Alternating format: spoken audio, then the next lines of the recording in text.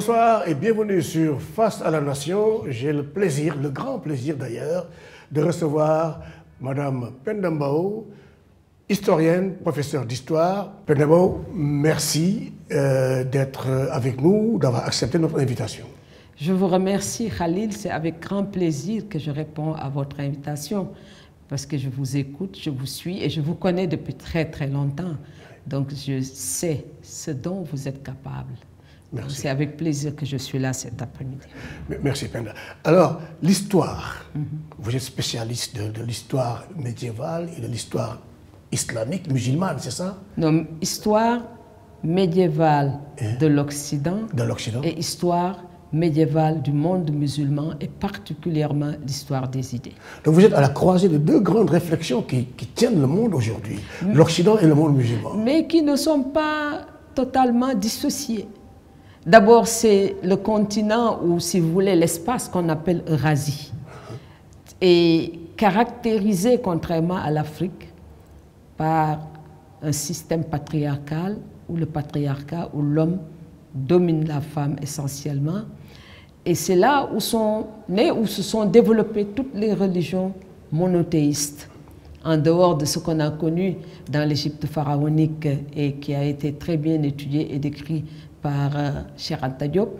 Mais l'Eurasie, c'est le continent d'abord des trois grandes religions révélées. Et l'une de ces religions révélées, le christianisme, sera, qu'on le veuille ou non, un des fondements de la civilisation occidentale.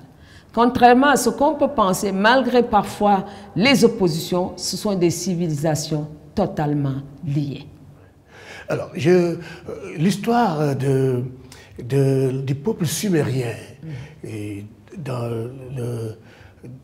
l'Irak d'aujourd'hui, la Mésopotamie antique, on dit raconte l'histoire du voyageur qui a rencontré un vieil homme et qui demande au vieil homme, c'était des Noirs les Sumériens, alors que sont-ils devenus? Le vieil homme qui répond, ils ont perdu leur histoire, donc ils sont morts. Je me souviens quand le président Senghor était là, il avait, disons, donné une bourse à un de mes anciens professeurs qui était un professeur de français qui vient de décéder tout récemment, donc qui s'appelle M. Ndiaye. C'était M. Ndiaye, il est décédé il y a peut-être même pas 2 mois. Et il était parti faire des études sur les similitudes entre les langues dravidiennes, donc indiennes, et les langues africaines. C'était un linguiste et il avait travaillé sur ce sujet-là. Vous savez, avant que les continents ne se dissocient par ce qu'on appelle la tectonique des plaques, les continents étaient très rapprochés ou faisaient un seul ensemble et il y avait pratiquement toutes les civilisations ou les civilisations qui se retrouvaient. C'est après qu'on a eu les civilisations qui se sont développées de cette manière-là, le long en général des fleuves, comme la Mésopotamie, qui est une très grande civilisation, la civilisation sumérienne, mais la Mésopotamie. Et on a une grande civilisation aussi en Égypte pharaonique. Et ce sont ces civilisations qui ont diffusé pratiquement, et on aura aussi de grandes civilisations en Iran, ailleurs. Et ce sont ces civilisations qui sont la base et le fondement de ce que nous connaissons aujourd'hui à travers les religions. Et effectivement, contrairement à ce qu'on peut penser en disant que les Noirs sont venus dans ces pays à travers l'esclavage, vous savez, ce sont des civilisations très métissées, que ce soit les civilisations arabes ou les civilisations indiennes. Quand on les voit, on voit la couleur de leur peau, ce sont des civilisations. D'ailleurs, je me souviens d'une des conférences de Cheikh Anta qu'il avait donnée à l'amphi Ahmed Baba sous la houlette de Patedian le soir. Et il expliquait justement que même les Blancs ont perdu au fur et à mesure à cause du froid. Moi-même, je lui avais posé la question, je me souviens parfaitement. La mélanine, ce qui fait que ça leur a donné la peau blanche, mais qu'au fond, tous les êtres humains, d'ailleurs, nous sommes issus d'un même ancêtre. On parle justement quand dans les fouilles archéologiques, on donne l'exemple justement de ce qui s'est passé dans la Rift Valley ou ailleurs, où on a découvert le premier homme, Lucie, ou en tout cas qu'on appelle Lucie, et d'autres. Ça veut dire que avant les changements qui sont intervenus, j'ai lu un livre extraordinaire sur ce qu'on appelle l'histoire cachée ou l'histoire ésotérique. On voit comment les civilisations se détachent petit à petit, mais elles formaient en fait, dans un espace réduit, les mêmes civilisations, même si après il y a eu une évolution beaucoup plus grande. Alors, l'universitaire que vous êtes, de la culture est éblouissante, a traversé le monde un peu, a voyagé un peu partout, et a surtout été très active localement au Sénégal, au sein de ce qu'on appelle aujourd'hui la société civile. Mais avant cela, depuis vos études à l'université, vous avez été toujours engagé dans la recherche d'un meilleur Sénégal. Alors l'université a toujours joué son rôle, n'est-ce pas, d'influenceur, de comportements, n'est-ce pas, du développement humain. Aujourd'hui, n'a-t-on pas l'impression que l'université a quelque peu baissé les bras? Vous savez, moi, ma conception des choses, c'est que je ne peux pas rester dans une université, faire carrière uniquement, je ne sais pas, être titulaire, ou etc., et rester dans mon coin. Ça, je pense que c'est un énorme gâchis pour un pays où les forces sociales ne sont pas encore très développées et on a ce que j'appelle plusieurs contentieux avec l'histoire parce que nous n'avons pas fait la série de l'évolution nécessaire pour aller véritablement vers la modernité et faire émerger l'individu en tant que tel.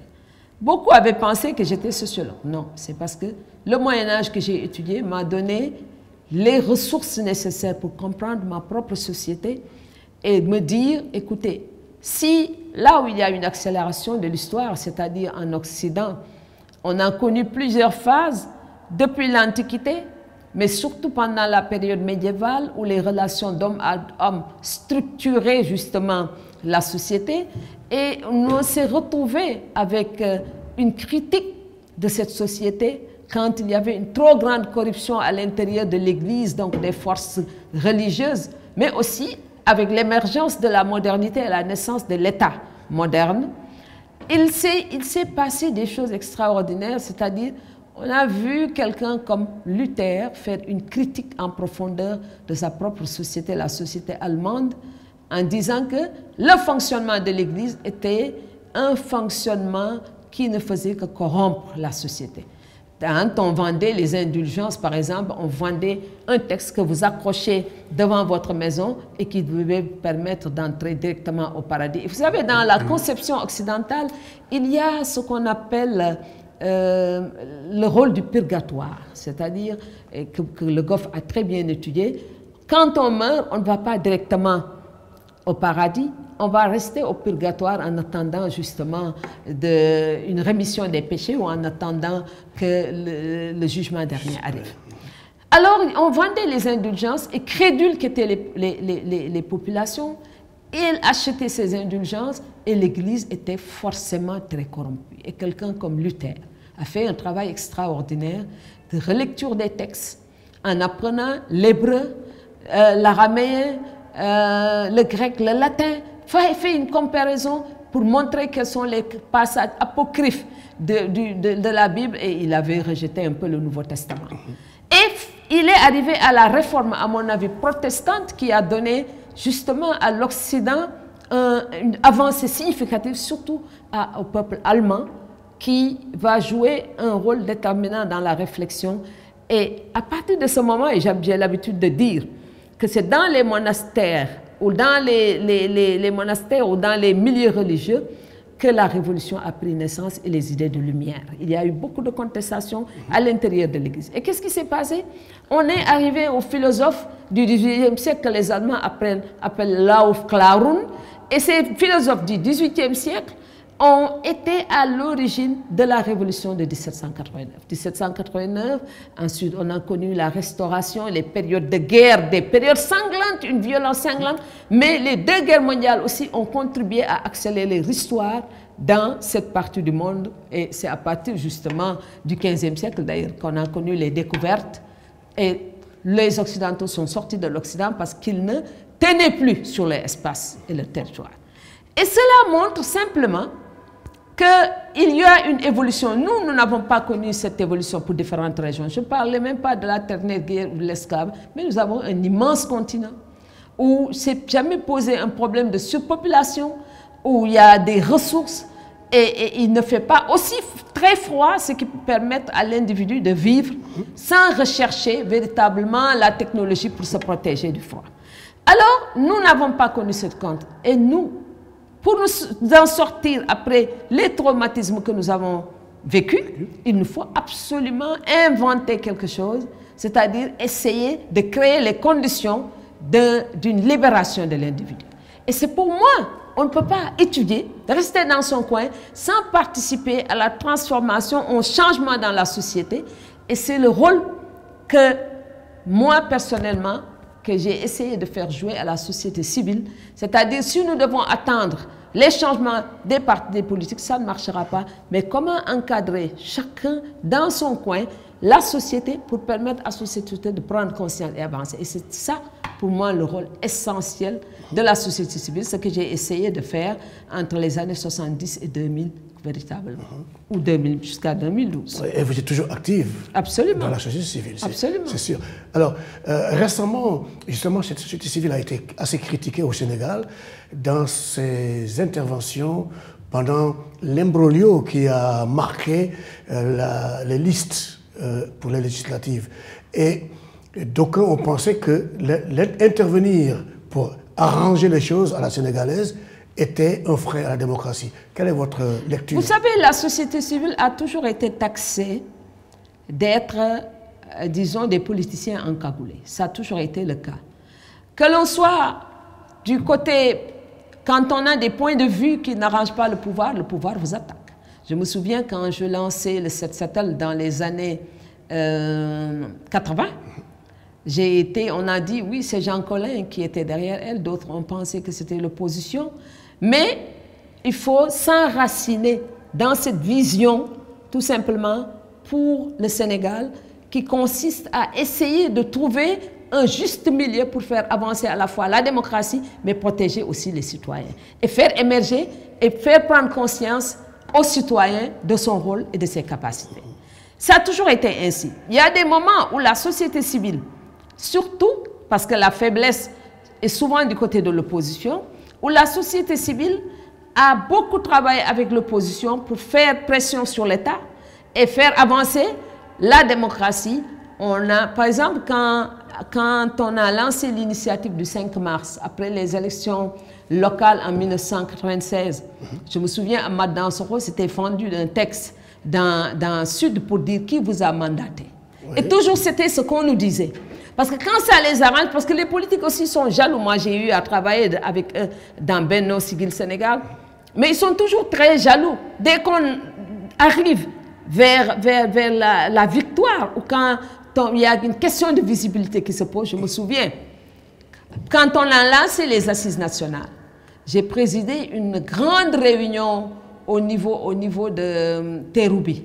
Il y avait tous les leaders politiques qui étaient à la table et j'étais la seule femme que j'ai présidée et c'était une réunion exceptionnelle. Et quelqu'un comme Youssou Touré de l'APR aujourd'hui était venu en disant voilà le prochain gouvernement du Sénégal. Et quand ils sont venus, savez-vous ce qu'ils ont fait les politiques? Ah là, il fallait absolument trouver d'autres femmes pour que je ne sois pas seule.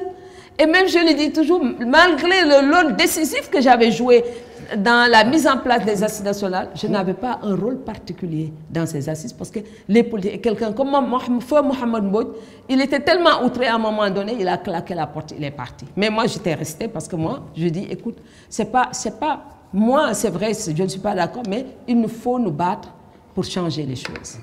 Vous avez, dans Benno Siggil Sénégal, Benno Alternative, vous y êtes allé en tant que société civile. Absolument. Voilà. Et avant ça, moi, j'avais toujours refusé de créer une organisation. J'étais entre 1977, quand j'ai commencé, il y avait même le concept n'était même pas installé dans l'espace public. Jusqu'à 2002, j'avais refusé de créer une organisation. Je travaillais avec tout le monde, mais c'est vrai que ce n'était pas très gratifiant et j'étais toujours présente. Et Feu Alain Agboton avait l'habitude de dire, Penda, à elle toute seule, elle était la société civile. C'est vrai, j'étais très présente dans les médias, dans les débats. Je participais à beaucoup de choses et parfois je prenais mon salaire qui n'était pas terrible pour louer des salles, pour investir, pour cotiser, pour faire des choses parce que je croyais à mon rôle véritablement et je disais que je pouvais faire changer les choses. Moi je me dis ce qui est mauvais c'est l'inertie, il faut absolument se battre et que même quand on est seul, il faut travailler pour servir d'exemple à d'autres qui vont venir vous suivre. Et c'est vrai, c'était ça. À un moment donné, ça avait tellement marché que quand il y avait, surtout les émissions en Wolof, auxquelles je participais, par exemple une émission avec Hassan II en Wolof, quand on allait vers Sandaga, on avait toutes les radios qui étaient là et ça créait une sorte de murmure partout. Tout le monde écoutait, tout le monde était concentré. Il y en a même qui disaient, je ne vote pas si je ne sais pas dans quel sens Penda Mbow va voter et qu'est-ce qu'elle va dire. Et ça, je crois que c'est long, c'était un travail de très longue année, mais finalement, qui avait fini par marcher. Et partout au Sénégal, tout le monde me connaissait. Nous avons été témoins, d'ailleurs, de vos activités et de votre engagement. Et d'ailleurs, est-ce que c'est ce qui a fait que Wade ait eu à faire appel à vous dans son gouvernement? Vous avez été ministre de la Culture. Je pense que même aujourd'hui, le président m'a donné un poste de représentant du chef de l'État à la francophonie, même si ce n'est pas...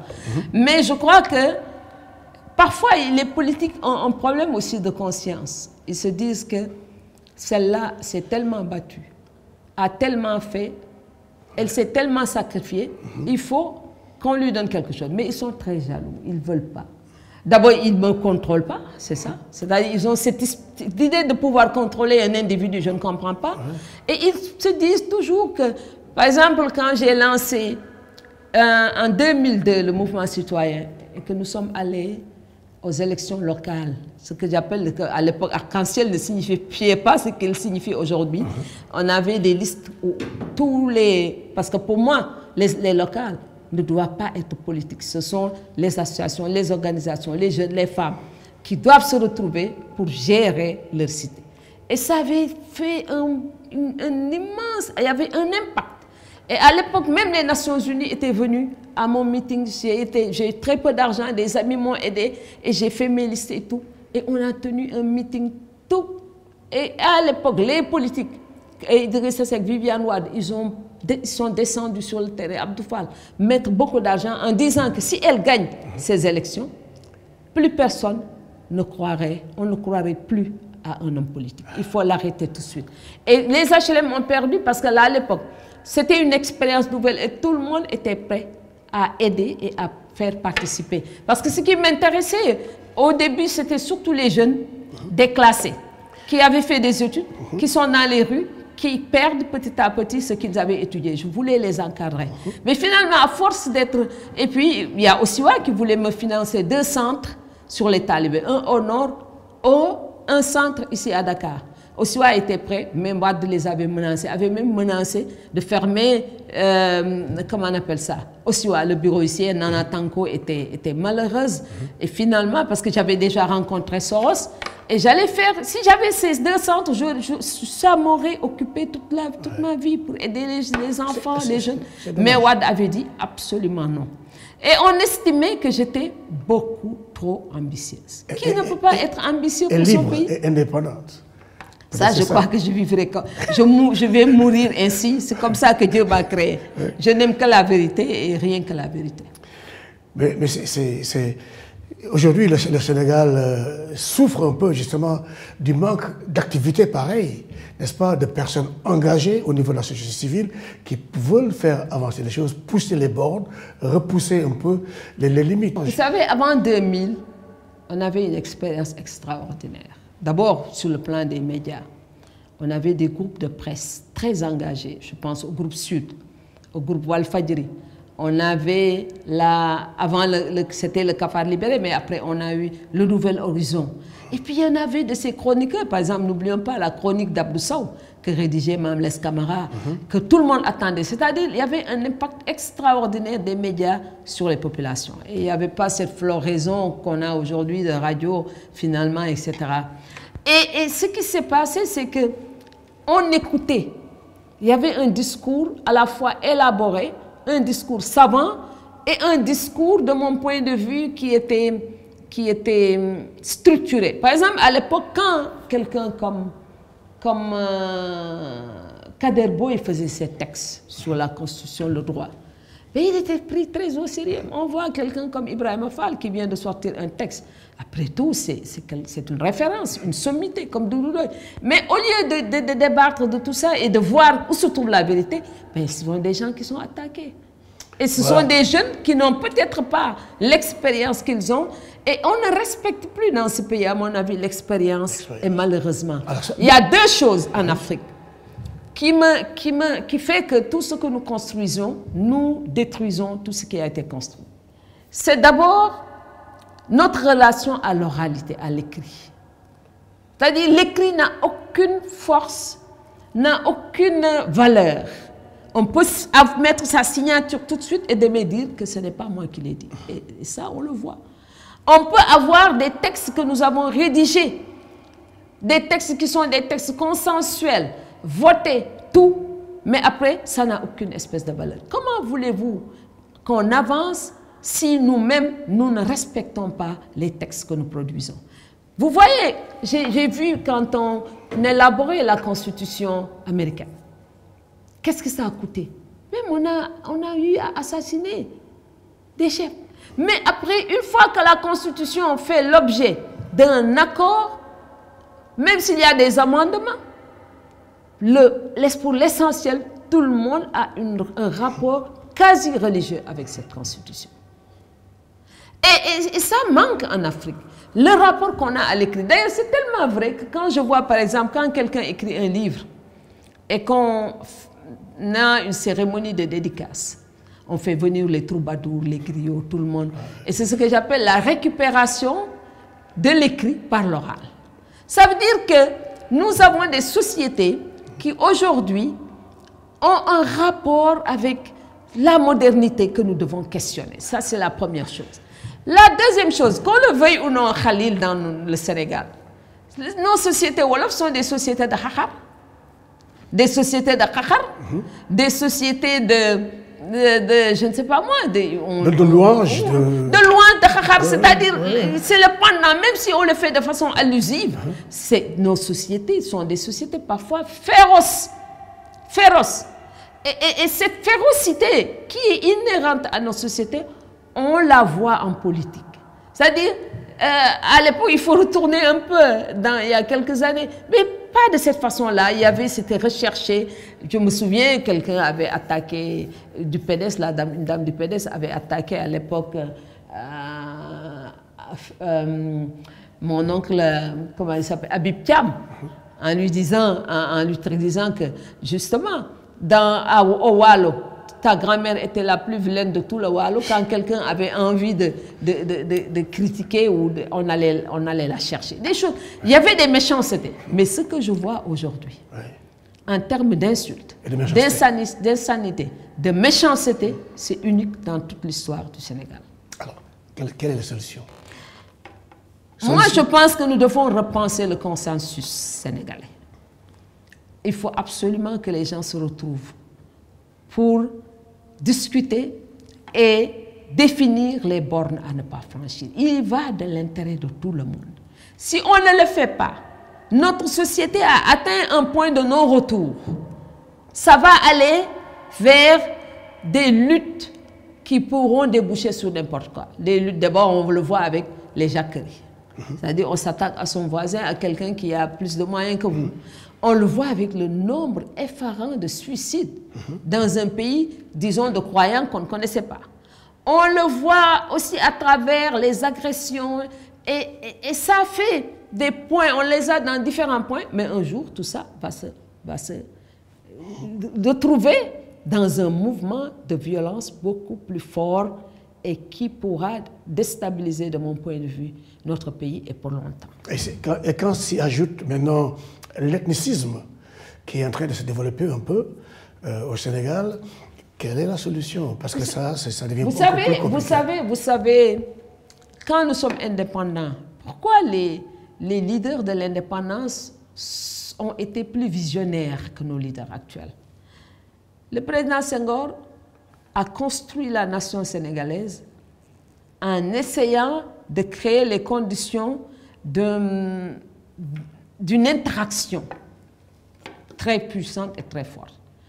Celui qui était originaire de la Casamance, il était affecté au nord du Sénégal. Celui qui était originaire du nord était affecté au sud du Sénégal. Et dans la composition des gouvernements ou des institutions, il y avait un certain équilibre qu'il ne fallait absolument pas rompre. On avait quelqu'un, on définissait les profils d'abord. Même si ce profil n'existait pas dans le parti au pouvoir, on allait le chercher hors du parti, quitte à demander à la personne d'aller ensuite faire de la politique. On avait des leaders de dimension nationale. Tout le monde savait, par exemple, que Robert Sagna, qui était issu de la Casamance, tout le monde le connaissait. Il était vraiment dans le parti. Parce que dans un premier temps, on avait le parti-État. C'était le parti-État qui fonctionnait. Et il y avait une certaine démocratie à l'intérieur du parti-État. Parce que quand Senghor était mis en minorité, il était mis en minorité, il acceptait. Mais il n'avait pas droit de vie et de mort sur tout le monde. Et comme ça, il y avait une sorte de mouvement du sud vers le nord. Et on veillait à ce qu'il n'y ait pas trop de déséquilibre entre chrétiens, musulmans, Halpulaar, Diola, Wolof.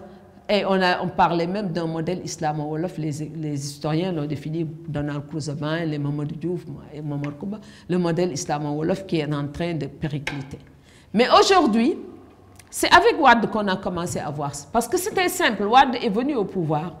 Toutes les forces politiques qui l'ont encadré depuis, son parti a été déplumé pendant très longtemps par la transhumance de différentes manières. Et il est venu au pouvoir sans véritablement ses cadres. On disait, entre guillemets, il est venu avec la racaille. Il était entouré des gens de gauche, mais comme lui aussi, il voulait aller vers une personnalisation très forte du pouvoir, il s'est débarrassé très vite de ses anciens alliés, comme il s'est débarrassé de moi. Donc, parce que il voulait vraiment contrôler le pouvoir, mais il n'avait pas de force puissante pour ça. Et comme il n'était pas très bien soutenu, surtout par la France, l'Occident, qu'est-ce qu'il a fait? Il a essayé de s'appuyer et de s'adosser sur un groupe puissant pour pouvoir négocier avec le reste du monde. Et ce groupe puissant, c'était la confrérie mouride. Avec Wade, qu'on a vu une mouridisation véritable du pouvoir. Et je crois que son successeur aussi a cherché à s'appuyer sur son propre groupe ethnique, le groupe des Halpulaar. Et les groupes fonctionnent comme ça. Ils se disent, pour la première fois, on a eu un président catholique, etc. On n'a pas eu de mouride. Or, je trouve que les premiers présidents, Senghor, même Abdou Diouf, étaient plus républicains et laïcs qu'autre chose. Alors, du coup, le fait de venir, c'est avec l'alternance qu'on l'a vu, de venir au pouvoir, on veut s'appuyer, assurer ses alliés, surtout lorsqu'on veut être réélu. Et ça, je trouve que Wade a beaucoup joué sur la fibre mouride. Là aussi, les groupes ethniques, ou en tout cas la localité d'origine du président joue un rôle, que ce soit Fatick, Matam, etc. Et de ce point de vue, d'autres aussi vont chercher. Quand on a eu l'alternance, quand il y a eu l'élection en 2019, et on m'a demandé à la RTS de commenter les résultats. J'ai commenté les résultats, et voilà ce que je disais ce jour-là. Faites très attention. Sonko, il est originaire d'une région qui est une région, disons, où il se pose jusque-là un problème d'intégration à la nation, à cause de la Gambie qui traverse l'espace. Et pour la première fois, depuis peut-être les Hassan Sek, les Ibou Diallo, pour la première fois, la Casamance a un leader qui peut avoir une dimension nationale à laquelle elle va, disons, s'identifier. Et si on y prend garde, toute la Casamance, effectivement, ça n'a pas raté quand il y a eu les événements de mars. On a vu même des leaders casamançais qui étaient dans les autres partis, quitter les partis pour aller avec Sonko. C'est-à-dire les questions identitaires, à mon avis, sont devenues très fortes à partir de 2000 et ça n'a jamais ressemblé au Sénégal. Et si nous avons échappé à tout ça jusque-là, c'est parce que aussi la construction de l'État était solide à partir de 1900, au moins 62. Maintenant, ce qu'il nous faut en tenir compte, et je crois que nous devons repenser le consensus sénégalais. On l'a vu, on a essayé avec les assises nationales, il y a des conclusions qui sont extraordinaires, la CNRI, tout ça, mais nous devons, parce que aussi tout le problème est que quand on gouverne, on ne veut pas lâcher, disons, son pouvoir. Or, pour des raisons purement patriotiques, nous devons revoir toutes les institutions et retourner vers le rééquilibrage de tous les pouvoirs. Et dans ce cas, il va falloir donc surtout commencer par revoir la force, le pouvoir, les pouvoirs du président de la République. Ah, mais ça, c'était une donne des conclusions des assises nationales. On a même pensé qu'il fallait aller vers un parlementarisme. Ouais. Et vous savez, quand on ne peut pas demander une inclusion de toutes les forces politiques, demander par exemple une citoyenneté participative sans revoir l'équilibre des pouvoirs. Tout va de pair. On ne peut pas avoir un pouvoir très fort au sommet de l'État et demander une participation inclusive. Ça ne va pas. Quand on demande une participation inclusive, il faut absolument décentraliser le pouvoir. Et d'ailleurs, je me dis, avec la crise que nous vivons aujourd'hui, elle est tellement dense, tellement forte, que même pour ceux qui gouvernent, ce qui peut être, à mon avis, en leur faveur, c'est de pouvoir justement se délester de certains pouvoirs et de jouer un rôle de coordination véritablement. Je pense que les pouvoirs très forts ne marchent pas avec la démocratie, surtout qu'aujourd'hui, les partis politiques s'effritent de plus en plus et ils ne jouent plus le rôle d'encadrement qu'ils jouaient. Et le fait d'incarner par un individu tout le pouvoir, ça peut même se retourner contre cet individu. Absolument. Est-ce que justement, cette puissance du pouvoir, je vais me répéter un peu, présidentielle, est-ce que c'est ça qui est à l'origine du fait que le président Sall ne s'ouvre pas à l'opposition? Je crois que le premier mandat du président Sall était très intéressant dans la mesure où d'abord il s'entourait de très fortes personnalités qui ont beaucoup contribué aux résultats que nous connaissons. Mais on est dans des sociétés aussi, quand on a le pouvoir, on veut vous faire croire que tout vous revient à vous tout seul.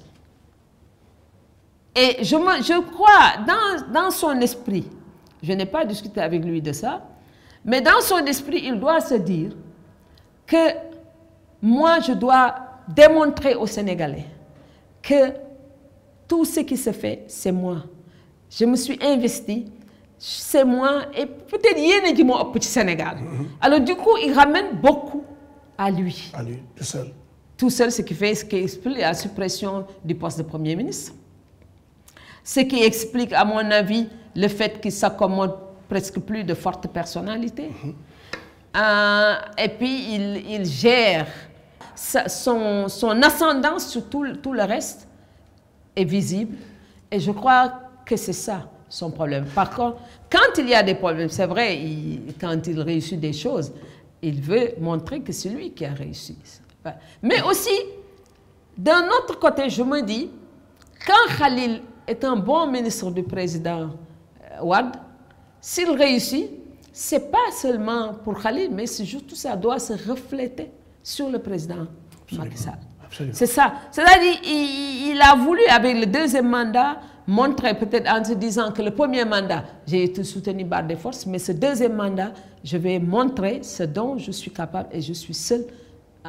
Je serai seul redevable de ce qui est bon comme de ce qui est mauvais. Est-ce que c'est cette attitude qui met le voile justement sur les yeux des Sénégalais? Parce que quand on regarde les réalisations du président Sall, il y en a eu. Il y a eu beaucoup de choses qui ont été réalisées. Mais Personne ne semble voir D'ailleurs, ça. je me dis toujours, même du temps de Wade, ce que Wade avait réalisé en termes d'infrastructure, c'était surtout lorsqu'il était Premier ministre. Exactement. Ça, c'est vrai. C'est quelqu'un qui, à mon avis, il a une volonté extraordinaire de construire. Mais les infrastructures, ça c'est le paradoxe, ne suffisent pas toujours. Parce que d'abord, il y a toujours les partenaires qui jouent un rôle extrêmement important et qui donnent l'impression de gérer et de tout prendre. Mais en même temps aussi, ça ne règle pas les véritables problèmes au quotidien des populations. Et c'est comme aujourd'hui avec la Tabaski, tous les problèmes qu'on rencontre. Bon, ils ne vont plus se soucier d'autoroutes à péage. Et Dieu m'est témoin, le jour où je suis revenu de Tivaouane, je suis passé par la voie de contournement de Rufisque. Ce jour, j'ai dit merci à Abdoulaye Wade. Tellement on souffrait quand on allait quelque part et que le temps qu'on perdait à Rufisque. Mais maintenant, les gens ne voient plus tout ça. Tout ce qu'ils voient, c'est comment régler les problèmes tout de suite dans les médias. C'est ça le véritable problème. Il a construit, c'est vrai, beaucoup d'écoles, il a construit beaucoup d'infrastructures, les stades, les projets d'emploi. Il a beaucoup de projets, mais les gens ne voient plus ça. Ce qui les intéresse, c'est leur vie. Au quotidien, ils n'ont pas la patience de voir générer les ressources à partir du pétrole, du gaz, tout ce qu'on voit. Il y a quand même un avenir qui est un avenir, je ne dis pas mirifique, mais un avenir qui peut donner de l'espoir. Mais ça, les gens ne le voient plus. Ils ne voient que ce qui... Et puis, un aspect qu'on oublie dans nos sociétés, il faut absolument y penser.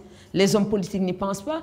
Quand on a l'impression qu'il y a un décalage trop fort entre ceux qui dirigent et ceux qui sont en bas, quand en termes, si vous voulez, de visibilité à travers les voitures, les maisons, l'accumulation de richesses. Les signes extérieurs de richesse. De richesse. Que le pouvoir vous donne tout ça. Et parfois, je me dis, écoutez, tout ce qui est au pouvoir, on le rejette. Tout ce qui est hors du pouvoir, on le magnifie. Pourquoi? Mais en fait, ce sont ces signes extérieurs de richesse qui créent une distance énorme entre ceux qui dirigent et les populations. Raison pour laquelle, d'ailleurs, il faudra absolument étudier comment rendre plus modestes les pouvoirs en Afrique. Ça, c'est important. Nous sommes presque à la fin de l'émission. Ça nous mène un peu à, justement, cette insolence, n'est-ce pas, exprimée à travers la corruption par certains proches du pouvoir, très souvent, qui sont arrêtés, relâchés, ou bien qui ne sont pas inquiétés du tout. Alors, est-ce que cet aspect vivace de la corruption dans notre pays ne contribue justement pas à voiler... Moi, je le dis depuis plusieurs... moi, je dis que à chaque fois que j'ai l'occasion, je le dis, ceux qui sont dans les régies financières ne doivent absolument pas faire de la politique.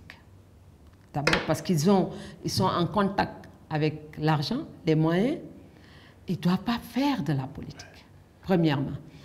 Deuxièmement, nous devons travailler à la neutralité de l'administration. C'est important parce que les politiques passent, mais l'administration demeure. Et ceux qui sont dans l'administration doivent être les gardiens du temple, c'est-à-dire ils doivent préserver les ressources de notre pays. Et on donne ceux qui sont hors du pouvoir, on les voit. Moi, maintenant, le milliard, je me dis, une fois à Tchouad, je suis allée à la banque, j'ai demandé qu'on me montre à quoi correspond un milliard. Un milliard, on a l'impression que c'était le million il y a plusieurs années, c'est maintenant le milliard qui joue ce rôle-là. Et quand les gens sont riches, ils le montrent. Avant, quand on était dans l'État, on se cachait derrière des prête-noms, on avait une maison, deux maisons, tout le monde scrutait la maison. Mais aujourd'hui, on construit des immeubles, on n'a tout personne. Et ça, je crois que le peuple regarde. Et comment les gens... Parce qu'on ne peut pas, à mon avis, faire partir le régime de Wade. Sans prendre à Karim Wade qui avait privatisé l'État. Moi, quand j'entends les gens dire de Karim, il avait privatisé l'État au service de ses intérêts. Et aujourd'hui, ce qui fait que nos amis actuels doivent faire extrêmement attention par rapport à ça. Parce que tout pouvoir aussi est appelé à prendre fin. Et tout le monde rendra compte. Ce qui fait que, de mon point de vue, même quand on a des moyens, et puis surtout qu'on investit dans des choses improductives, des immeubles, il faut, à mon avis, investir même dans l'agriculture, je ne sais pas moi. L'éducation. Mais normalement, l'exercice du pouvoir ne devrait pas enrichir quelqu'un. Absolument. Alors, nous sommes à la fin. Dernière question. C'est très riche, Penda Mao. Je n'ai pas envie de vous lâcher, mais je sais que votre emploi de temps est très serré. Dernière question. Qu'est-ce qui menace le Sénégal aujourd'hui? Moi, je pense que ce qui menace le Sénégal, c'est l'absence de dialogue. S'il n'y a pas de dialogue, ça peut aller très loin.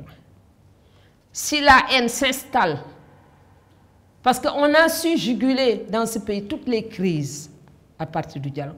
Et quand il y a crise, il faut apporter des... 62, après Mamadou Dia, quand même, il y a eu des réponses sur le plan politique. 68, il y a eu des réponses sur le plan à la fois politique et institutionnel. 74, on commence par l'ouverture des démocratiques avec les 4 courants. PDS, après, c'est Abdou Diouf en 80 qui a fait l'ouverture intégrale. Les gens sont sortis de la clandestinité.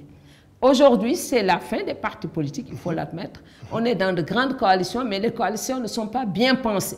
Il faut qu'on revoie notre système politique et qu'on applique la loi. Quand un parti n'est pas en mesure de jouer son rôle, ce parti doit disparaître. Il faut que les gens se retrouvent dans de grands partis pour faire émerger de vrais cadres et jouer un rôle dans l'encadrement des populations. Khalil, c'est ça, l'absence de dialogue. Parce que les difficultés sont partout dans le monde aujourd'hui. Mais si les gens discutent et qu'il y ait un minimum de consensus pour préserver l'équilibre de ce pays, je ne vois pas pourquoi on n'en sortirait pas. Parce que c'est ça aussi l'histoire du Sénégal. Merci, Penda Mao. Merci beaucoup, merci pour ce cours magistral. Et je n'en attendais pas moins de vous, hein, vraiment. Merci beaucoup. Merci d'être venu nous voir et d'être notre invité. Nous espérons vous retrouver. Inch'Allah. Après les élections peut-être, hein? D'accord. Alors, mesdames et messieurs, c'était donc Face à la Nation. Comme je vous le dis au début, j'ai le plaisir de recevoir Penda Mao. Et la richesse de cette conversation nous pousse à préparer une autre interview, une autre émission avec elle. Sur ce, bonsoir et à très bientôt sur Face à la Nation.